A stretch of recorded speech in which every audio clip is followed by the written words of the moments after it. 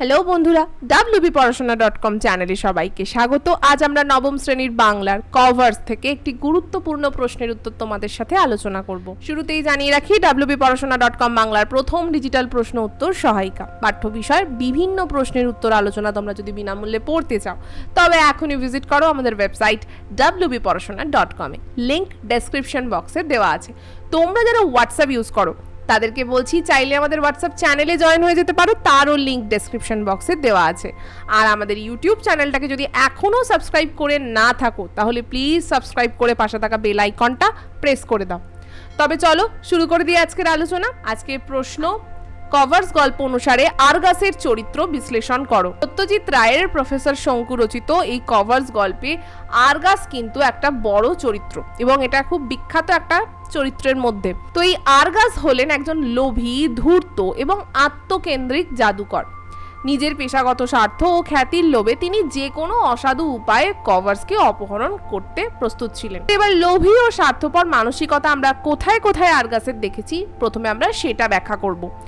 আরগাসের চরিত্রের লোভের বহিঃপ্রকাশ সবচেয়ে বেশি আমরা দেখতে পাই। প্রফেসর শঙ্কুর তৈরি বুদ্ধিমান কাক কভার্সের অলৌকিক বুদ্ধিমত্তা ও কাজকর্ম দেখে আরগাস কিন্তু মোহিত হয়েছিলেন, মানে বেশ খুশি হয়েছিলেন। তিনি বুঝতে পেরেছিলেন যে কভার্সকে নিজের জাদুর খেলায় ব্যবহার করতে পারলে তিনি বিশ্বজুড়ে প্রচুর নাম, খ্যাতি, অর্থ উপার্জন করতে পারবেন। তাই তিনি বিখ্যাত হওয়ার জন্য যে কোনো মূল্যে কভার্সকে নিজের সম্পত্তি বানাতে চেয়েছিলেন।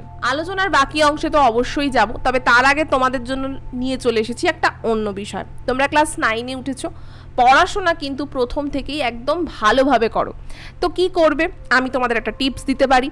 7টা সাবজেক্ট, এতগুলো চ্যাপ্টার, তোমরা প্রতিটা চ্যাপ্টার ভালোভাবে তৈরি হলো কিনা ভালোভাবে পড়ে নিয়ে সেই চ্যাপ্টারের ওপর টেস্ট দাও।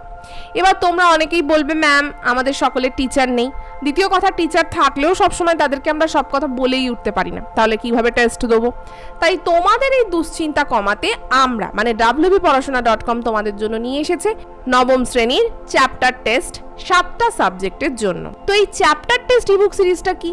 প্রতিটা সাবজেক্টের প্রতিটা অধ্যায়ের ওপর থাকছে এখানে প্রশ্নপত্র এবং মডেল উত্তরপত্র। অর্থাৎ তোমরা পরীক্ষা তো দিয়ে নিলে, এরপর কে চেক করে দেবে? কারুকে প্রয়োজন নেই। তোমরা আমাদের দেওয়া মডেল উত্তরপত্রের সাথেই নিজেরা নিজেদের উত্তরপত্র মিলিয়ে দেখে নিতে পারবে ঠিক কেমন পরীক্ষা দিয়েছো। আর আমাদের ক্ষেত্রে আমি একটা বিষয় মেনশন করছি, মডেল উত্তরপত্র কিন্তু একদম প্রপার উত্তরপত্র। মানে ধর আমি অঙ্কের হিসাবে বলছি, অনেক সময় দেখা যায় অঙ্কের উত্তরপত্র অনেক বইতে দেওয়া থাকে একটা জাস্ট ওই ওয়ার্ডে, মানে একটা জাস্ট নাম্বারে, যে এত অমুক নাম্বারের এত নাম্বার অঙ্কের উত্তর এত।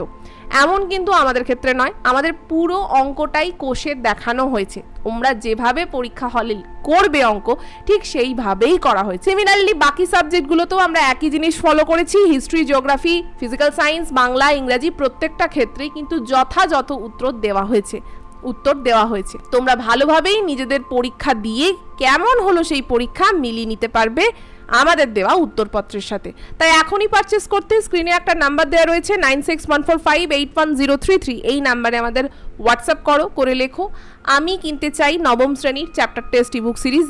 যেটা কিনতে চাইছো সেই সাবজেক্টের নাম লিখে পাঠাও।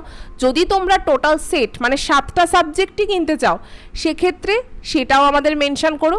আমাদের টিম তোমাদের রেসপন্ড করবে, পেমেন্ট পেজ পাঠানো হবে, সেখানে পেমেন্ট কমপ্লিট করার 24 ঘন্টার মধ্যে এই ইবুকগুলো আমরা তোমাদের হোয়াটসঅ্যাপে পাঠিয়ে দেবো। আরও যদি কিছু জানতে চাও তাহলে ওই একই নাম্বারে সোম থেকে শনি সকাল 11টা থেকে সন্ধ্যে 6টার মধ্যে আমাদের সাথে কন্ট্যাক্ট করতে পারো। চলে এলাম আবার আগের আলোচনায়। নীতিহীন ও চতুর স্বভাব। আরগাস একজন অত্যন্ত চতুর এবং নীতিহীন মানুষ ছিলেন। অর্থাৎ তার বুদ্ধিও ছিল, কিন্তু তিনি বুদ্ধিটাকে সঠিক পথে ব্যবহার করতেন না, অন্যের ক্ষতি বা নিজের স্বার্থ কায়েম করার জন্য ব্যবহার করতেন। কভার্সকে কেনার জন্য তিনি প্রফেসর শঙ্কুকে বিপুল পরিমাণ অর্থের লোভ দেখান, কিন্তু শঙ্কু এই লোভের কাছে নতি স্বীকার কিছুতেই করবেন না।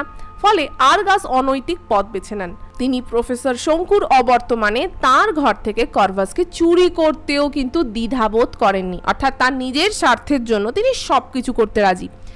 অহংকারী ও দাম্ভিক।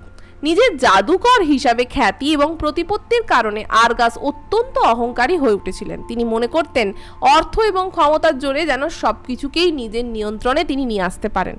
প্রফেসর শঙ্কুর বৈজ্ঞানিক আবিষ্কার বা আবেগকে তিনি বিন্দু মাত্র সম্মান জানাননি, অর্থাৎ তারই অহংকারের প্রকাশ আমরা এইভাবে দেখি। তাই উপসংহারে বলা যায় আর্গাসের সমস্ত চাতুরী এবং অহংকার করভাসের প্রতি মানবিক বুদ্ধির কাছে পরাস্ত হয়ে যায়। গল্পের শেষে আমরা এটাই পাই, সামগ্রিকভাবে আর্গাস এই গল্পে লোভ, অধর্ম এবং অসততার প্রতীক, তাই তার পতন ছিল অনিবার্য। আজকের মতো আজকের আলোচনা তো এখানেই শেষ করছি। কেমন লাগলো আজকের পর্ব তা আমাদের অবশ্যই কমেন্ট করে জানাবে, ভালো লাগলে লাইক আর শেয়ার করো। এই করভাস গল্প সম্পর্কিত যদি আরো প্রশ্ন উত্তর বিনামূল্যে পড়তে চাও তবে এখনই ভিজিট করো আমাদের ওয়েবসাইট wbporashona.com এ, লিংক ডেসক্রিপশন বক্সে দেওয়া আছে। এখন থেকে থাকছে ডেসক্রিপশন বক্সে আরো বিভিন্ন পর্বের লিংক। সেই পর্বগুলো যদি শুনে না থাকো তাহলে ওই লিংকের মাধ্যমে সেই সব পর্বগুলো শুনে ফেলতে পারো। আজকের মতো এটুকুই, আবার ফিরে আসবো অন্য কোনো দিন অন্য কোনো পর্ব নিয়ে। ততক্ষণ মন দিয়ে পড়াশোনা করো। টাটা।